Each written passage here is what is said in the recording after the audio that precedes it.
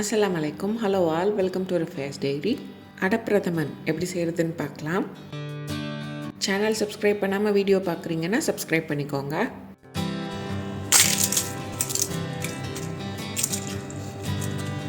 நான் இன்றைக்கி வீடியோவில் அடப்பிரதமனில் சேர்க்குற அடை எப்படி செய்கிறதுன்னு காமிச்சிருக்கேன். வீடியோ ஸ்கிப் பண்ணாமல் பாருங்கள், அப்போ தான் ரெசிபி டீட்டெயிலாக புரியும். அடை செய்கிறதுக்கு 1 கப் அரிசி மாவு, 1 டீஸ்பூன் நெய், 1/2 டீஸ்பூன் சீனி, 1/4 டீஸ்பூனுக்கும் கம்மியாக உப்பு, இது கூடவே தேவையான அளவு தண்ணி வந்து இவ்வளோ தான் அளவு அந்த மாதிரி எடுத்துக்க முடியாது. நம்ம எடுத்திருக்க மாவை பொறுத்து தண்ணியோட அளவு மாறும், கொஞ்சம் கொஞ்சமாக சேர்த்துக்கணும். இப்போ ஒரு பாத்திரத்தில் நம்ம எடுத்திருக்க அரிசி மாவு, நெய், உப்பு, சீனி இது எல்லாத்தையும் சேர்த்துட்டு ஒரு ஸ்பூன் வச்சு இதெல்லாம் ஒன்றா கலந்து வர மாதிரி முதல்ல நல்லா மிக்ஸ் பண்ணி எடுத்துக்கணும். இந்தளவு நல்லா கலந்ததுக்கப்புறம் நம்ம எடுத்து வச்சுருக்க தண்ணியிலேருந்து கொஞ்சம் கொஞ்சமாக தண்ணி சேர்த்து இந்த மாதிரி மிக்ஸ் பண்ணிகிட்டே இருக்கணும். ஒரே அடியாக நிறையா தண்ணி சேர்த்துறாதீங்க. ரொம்ப தண்ணி ஆயிடுச்சுன்னா நல்லா வராது. கொஞ்சம் கொஞ்சமாக சேர்த்து நல்லா மிக்ஸ் பண்ணிகிட்டே இருந்தோன்னா கரெக்டான கன்சிஸ்டன்சி வந்துடும்.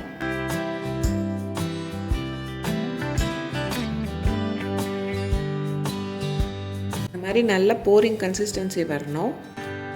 இப்போ எடுத்து காட்டுறேன் பாருங்கள், இதுதான் கரெக்டான கன்சிஸ்டன்சி. அடப்பிரதமன் பண்ணுறதுக்கு வாழை இலை தேவைப்படும். நான் இந்த மாதிரி வாழை இலையை சின்னதாக கட் பண்ணிவிட்டு அதை ஸ்ப்ரெட் பண்ணிவிட்டு அதுக்கு மேலே நம்ம எடுத்துருக்க மாவுலேருந்து ஒரு கரண்டி மட்டும் வச்சு இந்த மாதிரி ரோல் பண்ணிக்கோங்க. உங்களுக்கு வாழை இலை கிடைக்கலன்னா நீங்கள் நான் கடைசியில் காமிச்சிருக்கேன் அந்த மாதிரி பிளேட்டில் கூட ஊற்றிக்கலாம்.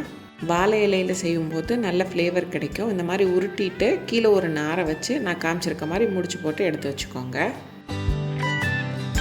சுருட்டி கட்டினதுக்கப்புறம் அந்த மாதிரி தனியாக எடுத்து வச்சுக்கோங்க. சைட்லலாம் கொஞ்சம் ஸ்பில் ஆகும், அது பிரச்சனை இல்லை.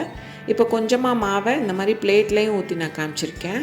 வாழை இலை கிடைக்கலன்னா பிளேட்டில் ஊற்றிக்கோங்க. தண்ணி இந்த மாதிரி நல்லா கொதித்து வரும்போது நம்ம செஞ்சு வச்சுருக்க இலை எல்லாத்தையுமே இதுக்குள்ளே சேர்த்துக்கணும்.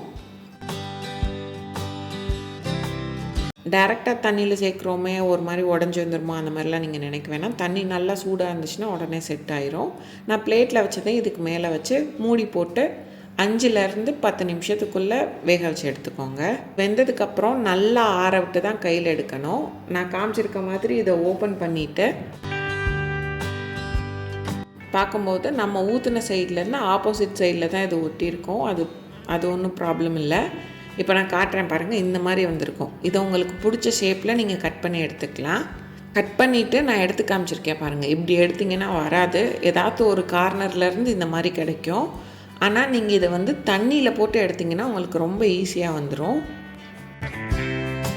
காமிக்கிறதுக்காக சும்மா இந்த மாதிரி கட் பண்ணி காமிக்கிறேன். உங்களுக்கு இப்படி வந்துச்சுன்னா எடுத்துக்கோங்க, அப்படி வரலன்னா நீங்கள் தண்ணியில் போட்டு இந்த மாதிரி எல்லாத்தையும் கலெக்ட் பண்ணி வச்சுக்கலாம். அடப்பிரதமனுக்கான அடை ரெடி. இப்போது அடப்பிரதமன் செய்கிறதுக்கு 3/4 கப் கெட்டியான தேங்காய் பால், 1.5லேருந்து 1.5 கப்புக்குள்ளே 2வது 3வது தேங்காய் பால் எடுத்துக்கணும். 2 கப் வெல்லம், 1 டீஸ்பூன் ஏலக்காய் தூள், கொஞ்சமாக உப்பு, 1 டேபிள் ஸ்பூன் நெய், கொஞ்சமாக முந்திரி பருப்பு, இது கூடயே குட்டி குட்டியாக கட் பண்ணின தேங்காய் சில், அப்புறம் நம்ம செஞ்சு வச்சுருக்க அடை. இந்த மாதிரி செய்கிறதுக்கு விருப்பம் இல்லைன்னா கடையிலேயே பாக்கெட்டில் விற்கும், அதை வாங்கி நீங்கள் செஞ்சுக்கலாம். இப்போ ஒரு பாத்திரத்தில் எடுத்துருக்க நெய் சேர்த்துட்டு இது கூடயே நம்ம எடுத்து வச்சுருக்க தேங்காய் சில்லும் முந்திரி பருப்பும் சேர்த்து பொன்னிறமாக ஆற வர பொரிச்சு எடுத்துக்கணும். நீங்கள் எடுக்கிற தேங்காய் வந்துட்டு கொஞ்சம் சாஃப்டான தேங்காயை பார்த்து எடுத்துக்கோங்க, அப்போ தான் நல்லாயிருக்கும். தேங்காயும் முந்திரி பருப்பும் நல்லா கலர் மாதிரி வர வர வதக்கி எடுத்துக்கணும். இப்போ அதே பேனில் நம்ம எடுத்துருக்க வெல்லம் சேர்த்து கூடவே கொஞ்சம் தண்ணி சேர்த்து வெல்லம் கரைகிற அளவு விட்டுறணும்.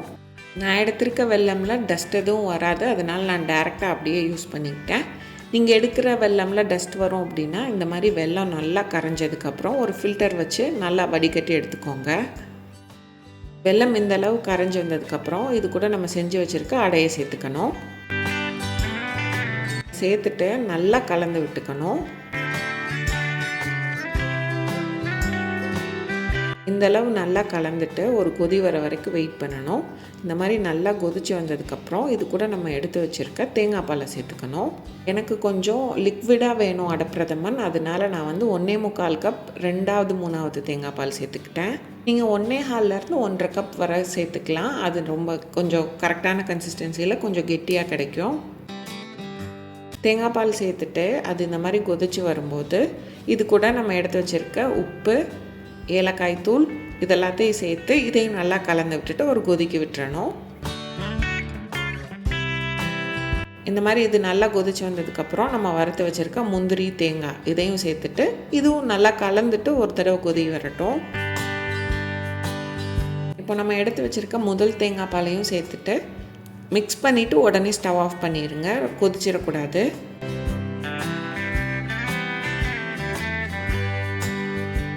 முதல் தேங்காய் பால் சேர்த்து நல்லா மிக்ஸ் பண்ணி எடுத்துட்டோம்னாலே அடப்பிரதமன் ரெடி.